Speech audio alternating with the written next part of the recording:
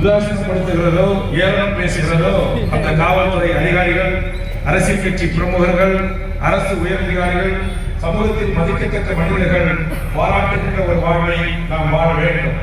செந்தில் அவருடைய நினைவேந்தலை நாம் இன்றைக்கு நினைவில் சுமந்து இங்கு நூற்றுக்கணக்கான ஏழை எளிய மக்களுக்கு உங்களால் ஆன அந்த உதவிகளை தொடர்ச்சியாக நீங்கள் இந்த பகுதியில் செய்து வருகின்றீர்கள்.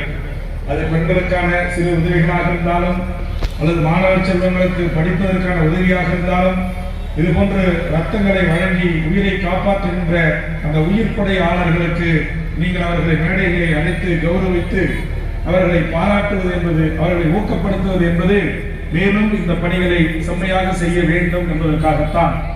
அதுபோன்று இங்கே சிலரை அழைத்து இவர்கள் எல்லாம் இங்கு பகுதியிலே வாழ்கின்ற மக்களுக்கு உணவளிக்கிறார்கள் என்று சொன்னார்கள். அப்படி உணவளிப்பது என்பது எத்தனையோ மிகப்பெரிய செல்வந்தர்கள், மிகப்பெரிய கோடீஸ்வரர்களுக்கெல்லாம் கூட மனம் இருக்க மாட்டார்கள். 10,000 கோடி வைத்திருக்கிறான், 1000 கோடி, 2000 கோடி, 5000 கோடி, 10,000 கோடி. ஆனா என்ன சொல்லுவாங்க?